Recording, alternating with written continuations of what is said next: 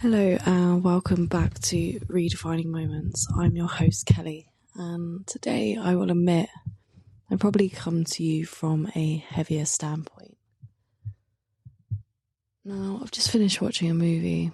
I can't remember what it was called, but it was, I guess, a movie that has helped emphasize what's going on in the world at the moment, and as a result, I was already feeling quite lethargic and heavy, but understandably, in some circumstances, I think we can let the world in a way that makes us feel lower and impacts our emotional, mental, and sometimes even physical well-being.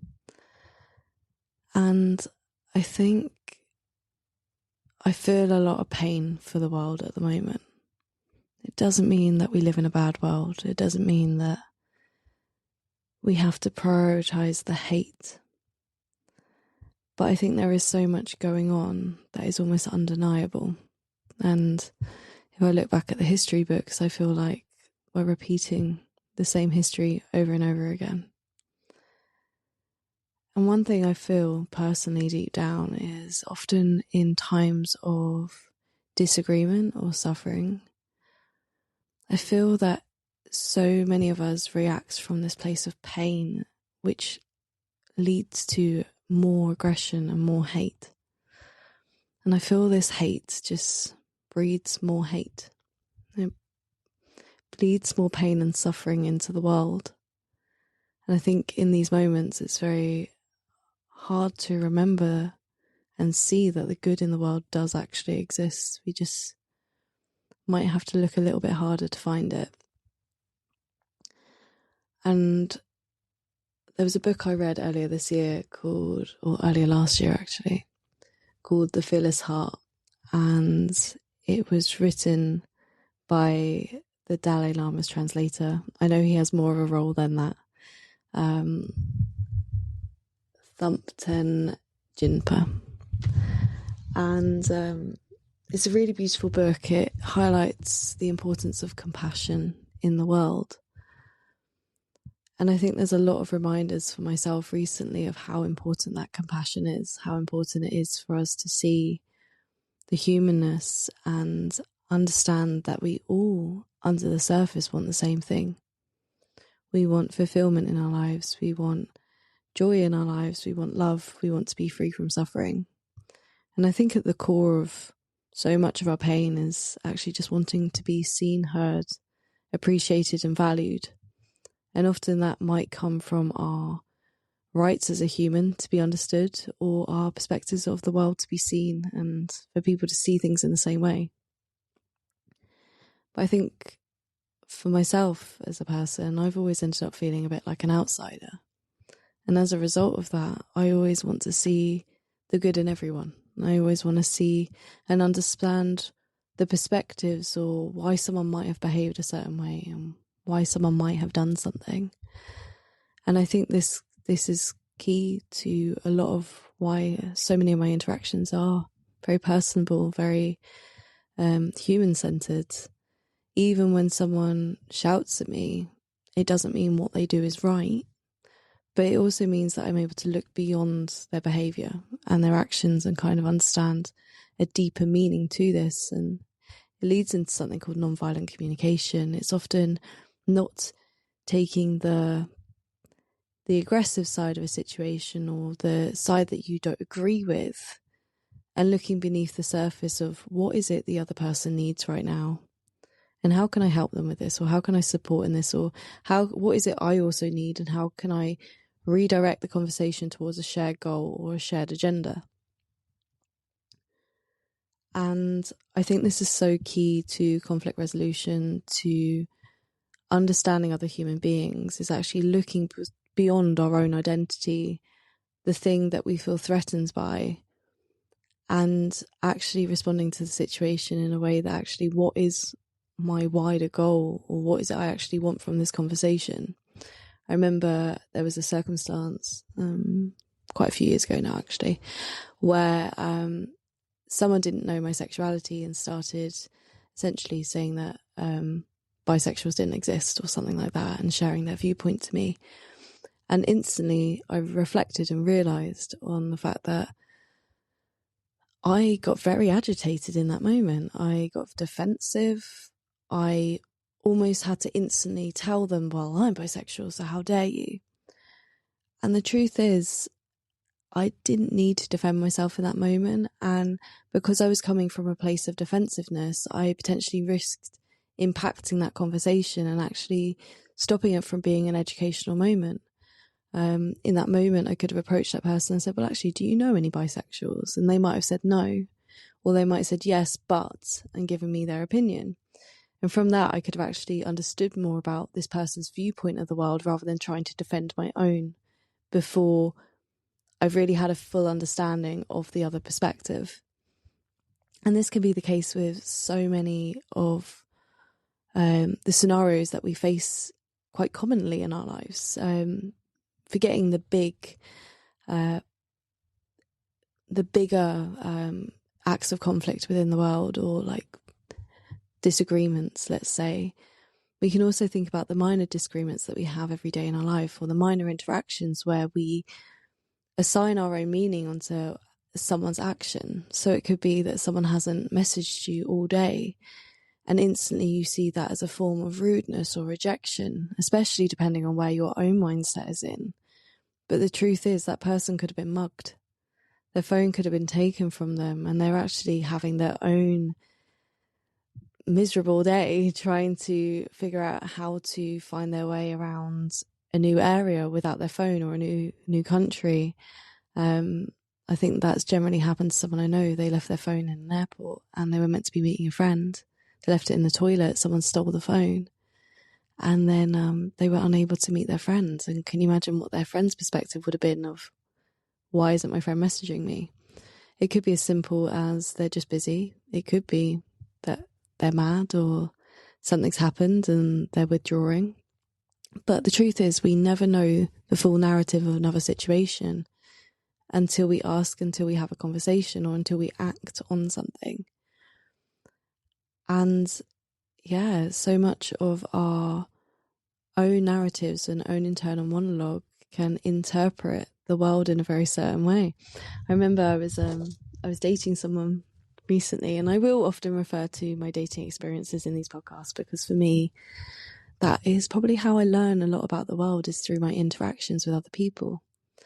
And I remember I received a text message while I was on the phone to my friend, and the message said something on the lines of, Kelly, I have to admit, I'm concerned when you say you're not working at the moment. And that was the only part of the message that I could actually see. And I just went to my friend, oh, great, what's this going to be then? And my own internal monologue started going, oh, well, that clearly means this person sees me as a red flag, or they're about to like drop some criticism on me and insult me and say how they're ashamed of me or something like that, or bring in their opinion that is unwarranted. And I ended up hanging up the phone to my friend to go and find out what these messages meant. It actually said, because to me, you are. To me, you're working on your brand. To me, you're working on redefining moments, working on yourself, etc., etc. And actually, it was a message that was fueled with so much love and positivity. But what it did for me is it highlighted to me my own internal judgment, my own internal narrative that I'd created from probably years of experiences where I have had that. And I instantly assumed in that moment that that person was going to judge me in that way. And it was really eye-opening, because I think when you are someone who does a lot of work on yourself, I think sometimes you kind of forget that you are human and that the programs are still running in the background. We're like a computer. We've had a set program all our life, and we think we're getting updates, we think we're getting upgraded, and sometimes actually we're just feeding into the same narrative, or we are experiencing different scenarios. I think I was going to say them, situations or scenarios that highlight I guess, where we're still stuck in that old programming. And if you think about it, it's like we've always got the same core. We've always got the same set of instructions: survival, connection, whatever it may be. But our human brain has its own wired instincts, the things that we don't have to think about in order to survive. So you've got that human programming beneath the surface of how we respond to fear and how we respond to needing food and how we respond when our security is at risk. And then you've got like another layer of the identity programming, which is where we start to associate those survival strategies or behaviours to our identity and the different components that make us who we are. And then I guess what happens over time is our survival instincts are still there, but we are given new forms of identity on how we might respond to those survival, like new ways of recognizing danger and also recognizing what's not danger. And I guess that's what a lot of this podcast is here to help people find is a new perspective to what is a true sense of danger and what is just a different perspective. So I think many of us could find ourselves in situations where relationships are a massive threat to us in terms of like, oh my God, I can't go and have that conversation with that person because it risks me being totally alone and being rejected. And that's the worst thing imaginable next to death. And actually, when we strip it back, in reality, it's just the case that one person doesn't like you. But there is something so painful about the possibility of being rejected.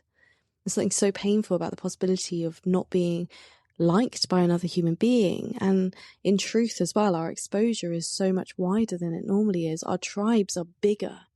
We interact with more people. And I think within that, there's more risk of being disowned or rejected. And I find it so fascinating as well. Like, I remember being told during my positive psychology part of my coaching course that we focus 80% on the negative and 20% on the positive. And I thought, no, like my mind is definitely like 80% positive and 20% negative. And I do find that in some ways to be true for myself. I'm a very positive person. I do try to see the better in all situations.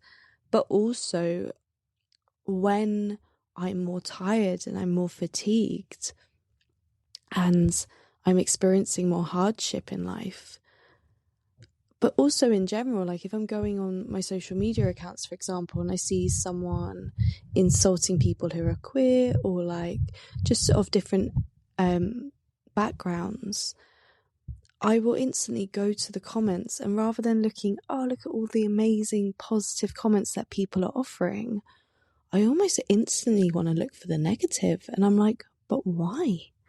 Why is that? And I guess for me, that's because I'm a problem solver and I'm constantly going, well, the negative for me is the bit to solve, the bit to correct. And I think that's also being a former, probably still, people pleaser, where you constantly try and find the solutions to a situation and want to correct it and want to amend it and want to make the world a better place. But I think in a lot of situations as well, it's just impossible.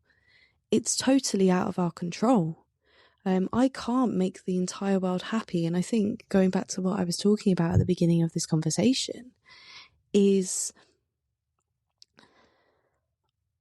I have been feeling heaviness because I can't solve the world's problems alone. I can't go out and make it better. There are so many people suffering, and I think this is where a lot of people also get angry at other human beings for being avoidant and being displaced, in the sense of we're not addressing the world's problems. Because for me, I will admit, I avoid watching the news because taking in that negativity, it gets me back into that 80-20 mindset of focusing 80% of the negativity. Whereas when I close the news out of my life and when I shut myself off from the suffering that's going on in the world, it's not that I'm ignoring the suffering of the world. I'm very much aware that that exists. I'm just giving myself the peace to be able to make sure my mind is focusing on the positives so I can focus on what I can control over what I can't control. I can focus on being a light in people's lives to just make it a bit brighter, a bit better. Making sure that I'm looking after myself so my interactions with other people are kind and loving and compassionate. I'm thinking about today, like, because my mood has been lower, I've been in bed for a lot longer. I've been wallowing in my own self-pity, which is okay. It's human. But when I went on my dog walk this morning, I just didn't want to interact with anyone. And because of this, I was a lot quieter. I didn't really have long conversations with people, and I made an effort to avoid people. But I think because I'm in a grounded sense of I'm preserving my peace today, I hope that it hasn't come across as ignorant or rude or just uncaring. But I think in some situations what will happen is people will be in these moods and they would blame the world for everything. So, for example, I've been stuck in traffic a lot this week. And rather than getting angry about the traffic, I've just taken it as an opportunity to just sit and chill and listen to a podcast, even review my own podcasts, and just even have a conversation with myself. I turn the music off and I just let my thoughts flow. It's probably why I'm good at doing this. Because I just worked through things, allowed myself to come to terms with, I guess, what might have been affecting me recently. Trying to not control the world, trying not to force, but just accept that these are my thoughts at this moment in time. And actually, I think what happens quite a lot with us is we are only stuck in our world and we are only stuck in our minds. And then you see all these horrible things going on in the world and we almost absorb it as we are under threat. And actually, what I've found is giving myself the space to talk out loud, to channel my thoughts into action, because the thing with feelings, the thing with emotions, so emotion, I don't know if many of you know this, but emotion is feelings in motion. That is what it means. They are feelings in motion. They need to be passed through us. And I think what kind of happens when we get trapped in our own thoughts, we end up in this feedback loop known as rumination. And I feel like the brain sees it as an unfinished task because we haven't processed our emotions through action, through whether it's crying, whether it's regulating, whether it's just acknowledging them and going, okay, I see you, I hear you, but it's okay, we don't have to deal with this right now. Or giving ourselves the time to journal or reflect or sit with ourselves. I think I've noticed when I sit and actually just have a conversation with myself, I feel lighter, I feel better, because I'm not holding on to that energy within my body or my mind. I feel like sometimes my mind does feel like a prison and I am hyper analytical, and a lot of people say to me, do you realise you think everything out loud or you say everything out loud? And the truth is I don't. Sometimes I have to because my mind is so filled with information and thoughts that actually sometimes the best thing to do is to verbally give myself instruction or explain a situation or allow myself to process it. I think it's why coaching is so successful and why therapy and counselling is. I remember reading in, what's it called? The Prosperous Coach, about how that someone could go and speak to a lamppost every single day and they will be successful. But the beauty of having a coach is that you have someone offering you perspective into your language, into your words, someone who offers you something that's outside of your world and gives you a new perspective or new direction or something to consider that you might have not considered before. So even if it's saying like, oh, I'm never going to be able to do that.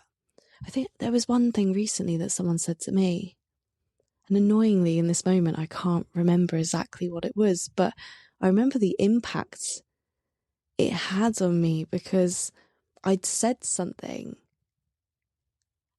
and I hadn't actually realised what I had said. And they went, oh, do you realise you've just said this? And I was like, no. And my own language, as I know from neurolinguistic programming, it creates the narrative. And sometimes we're so unaware of the narrative we're creating. We're so unaware of what we are saying about ourselves and our belief systems through our language. And I think that's the beauty of, as I said, counselling, coaching, therapy, and other services where people are listened to and heard, is we have the opportunity to actually see what we're saying and have it reflected back to us in a way that makes us go, oh, wow, I hadn't seen it that way. And then we can start to challenge it and unpick it in a way that can expand our beliefs and free us from our own internal prison. So yeah, there's so much about how we perceive the world and how we see it. And I think what I would encourage anyone to do is find a space where you can communicate, but also like where you feel safe to be yourself. But also I would encourage everyone to also look for alternative perspectives and opinions and find safe spaces where you can communicate that in a way that allows us to expand and evolve. I remember one of the best conversations I had years ago was with a group of people around the perspective of ADHD and I guess neurodivergency. And I'm not going to lie, I can challenge in these situations. I'm quite good at that. Because for me, I've my perspective quite often is that everything in this world, everything we know has been made up by somebody. If we think about it, someone has labelled a tree, and that's how we know it. But what if it wasn't a tree? What if it was something else? And what if the colour blue wasn't actually blue and the sky is actually purple? And I'm not saying it is, because understandably, as humans, we've created meaning in this world. We've created a perspective that allows us to translate through generations. And language is probably the most powerful tool that passes through generation. We teach as we know, and we communicate that through generations. And I think the powerful thing that we can do is change our language to change generational trauma and things that carry through generations. Language is our key. Communication is our key. So with this, I have just lost my train of thought, funnily enough. I'll just take a moment to get that back. I was saying language transfers through generations, but there was a perspective beyond that I can't actually remember in this moment. I'm such a human being. I was talking about the ADHD conversation. That was it. I don't know how I got onto the other topic. My brain is fascinating sometimes. It really does surprise me. But yeah, when I was in this group situation and we were all talking about ADHD, and I tend to challenge people when it comes to this because I probably am a poster girl for ADHD. I think a lot of my friends have said that. I've never been diagnosed, but the way I am, if I do an online test, I score very highly. But also, when I look at what I learnt during my coaching training with disc profiling, is I am a very high I, and high I means an influencer. Very bubbly, very friendly, very personable, very quick-paced thinking, very human-focused, very people-focused. And most of the personality tests I do, that reinforces it. But what I found, at least from my observations, and this is just a perspective at the end of the day, is when I look at high I's, I would say they very much appear to be ADHD. When I look at people who are C's, which is compliance, they want all the information, things need to be perfect and succinct. They want all the information before they make a decision. They have it all in front of them. There's more to it than that, and I'm probably not justifying the depth of information that can go into these two characters. But what I noticed is that those who go under compliance, they're more task focused, they're slower.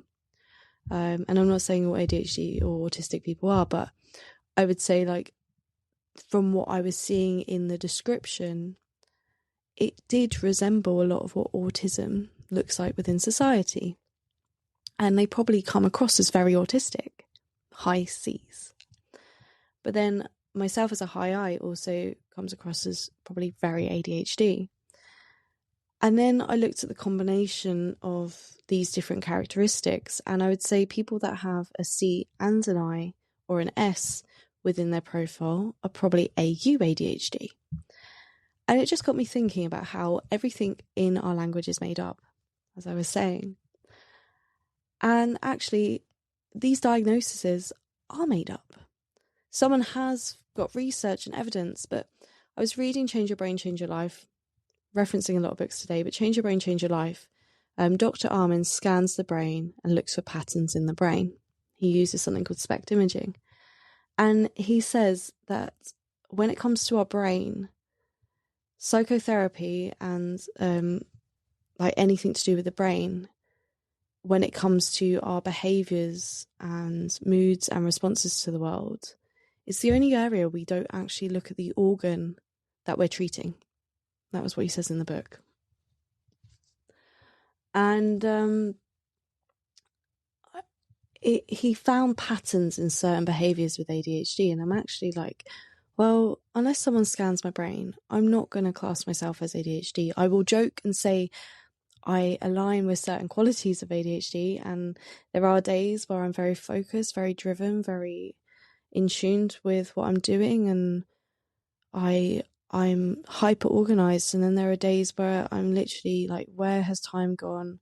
I've hyper focused on multiple tasks. I'm so disorganized, so lost, and I have a short attention span, and it's just part of who I am. And this is where the beauty of diagnoses come in. Is it's the same as what I say about astrology, personality profiling. It's an opportunity to know ourselves more.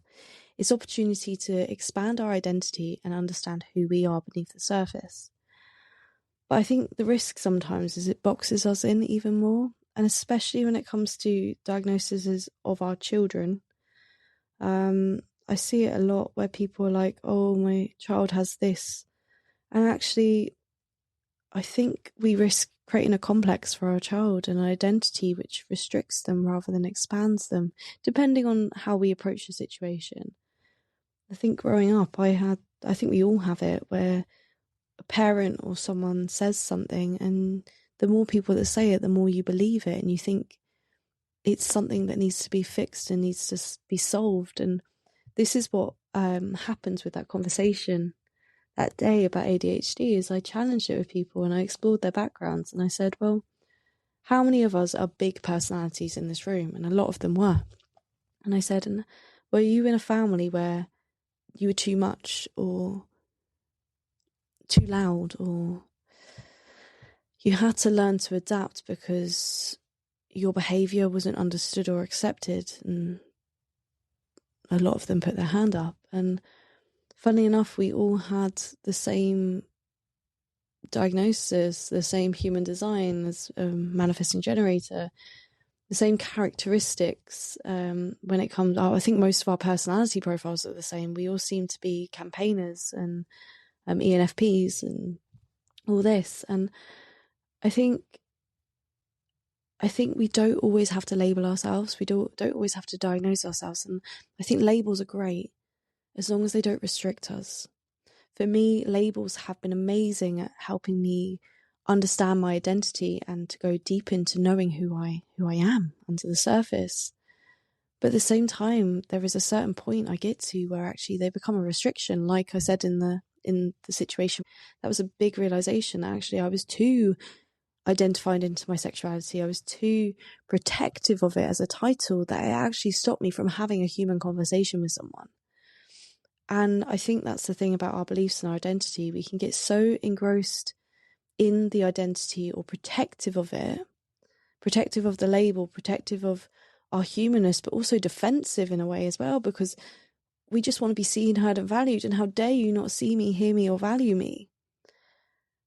But the truth is, it's just recognizing that we're human, recognizing that we have our own personality. And I guess our job for me in this lifetime is to understand that, to know that, to understand who we are so we can communicate it better in the world, rather than expecting the world to change for us, rather than expecting the world to mold to us. Some people are going to absolutely love us. Some people are absolutely going to hate us. Some people are going to try and change us. But the truth is, they're not our people. They're not the ones to be surrounded by ourselves by.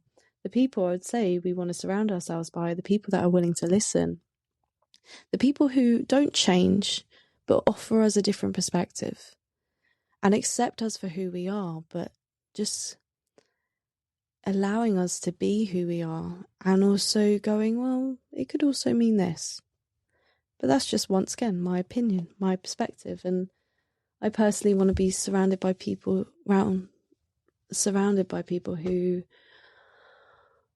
just offer me kindness and compassion in who I am, but also a willingness to push me, not physically, but my mind into a deeper sense of understanding. And there was one last thing I wanted to talk about, actually, to close off this episode today. And it was something I read recently online. And one thing about everything online at the moment is there's so much AI. There's so much things that could be real, and it's really difficult to trust. And there's a thing on Facebook that came up about an artist. She was in Italy, and she's one of those like live action artists who it's like a performance where you are performing art, I guess, like not so much drama induced or theatre based, but like actually you become the art for a certain perspective or whatever. And I did Google it to double check that it was real. I invite you to do the same. But this woman, she decided to lie down as part of the performance and put certain items next to her. And it started off quite gently, like I think people would touch her, people would, interact with her in a certain way. But then people started to cut her clothes off. And when they realised she didn't respond, they cut her clothes off even more, to the point I think she was naked. And then people started to test this boundary and push past her boundary because she wasn't reacting. And they decided to cut her. I think it said that someone decided to put the thorns from a rose that was next to her into a cut. And I think at one point someone decided to get a gun filled with bullets and put it up against her head. And she didn't respond because it was 6 hours at the performance. And the point of it was to show human behaviour. And I think what this shows, one, if we don't establish a clear boundary or clear understanding of who we are and what we're willing to accept, people will push past it. And in some cases, it will become violent. But I think another thing it highlighted to me, and it goes back to the book I mentioned, The Fearless Heart, is when we do not find resonance with another person, when we do not see a sense of mutual understanding or connection to another person, we lose our compassion for them. And in this case, this woman was objectified. This woman was seen as an object to be played with.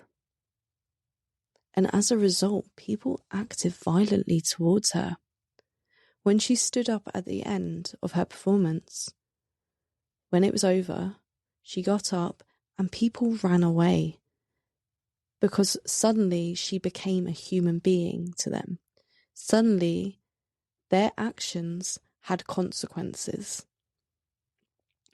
And I think with everything going on in the world at the moment, I think the key is to remember our compassion. There's something they mention a lot in the book, and it's I think comes from Buddhism. And it's remembering that other people want to be free from suffering.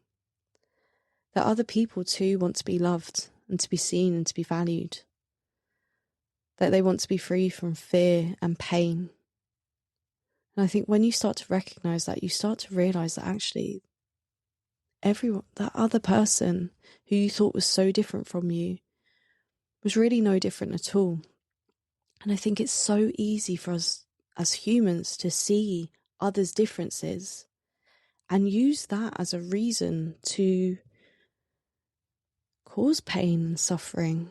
And actually, the truth is, they are a human being. They have lives, they have family, they have people that love them. And just because they were born in a different country, or they look different to you, or they dress differently, it doesn't mean that they want any less of the same things as you do. So it's remembering the kindness and compassion and humanness of one another. And when you do feel hate or anger towards another person, just think, actually, why am I allowing myself to hate another human being? What is it that is happening right now that is causing me to fuel and feel so much hate into this world and project it outwards? And you'll probably find it's just the fact that you didn't sleep well, you're hungry, you're tired, or life doesn't feel like it's going the way it should or the way you want it to. And actually, repeating what someone said to me, why are you drinking the poison and expecting someone else to suffer? And I think that's what happens quite often, is you're drinking the poison of your own hate, of your own anger, of your own frustration, of your own suffering. And you're expecting others or the world to suffer as a result of that. And I think in extreme cases, because people are drinking the poison, feeling the pain, feeling the suffering, they project it out into the world and they try to harm another human being as a result of it. So allow this as an opportunity to just think about your own compassion, your own love, and maybe if there is someone you feel deep hate or negativity towards right now in this moment, or someone you're having a difficult relationship with in your personal life, then maybe think, why is that? What opposing opinion might they have? And how are you actually more similar than you think? Because one finger points out and usually three point back. So what are those three fingers pointing back telling you about you, your beliefs, your world, and what you're trying to make right? And actually, do you need to continuously drink that poison and cause yourself to suffer? So be kind, be compassionate. What I've just said doesn't make you wrong. It just makes you even more human. And if you've liked this episode, if you have felt some value from it, please let me know how, and let me know what you want to hear more of. And if you have a friend that you think would really benefit from this episode, send it their way and share it. But until then, I wish you well and I wish you all the best. Know that regardless of what is going on in this world, you always have yourself. You always have your own breath, your own warmth, your own kindness. You have cells in your body that are fighting for you every single day just to keep you alive. But just know you are worthy and you are human, and we all make mistakes. But with that, just try to be kind. Until next time.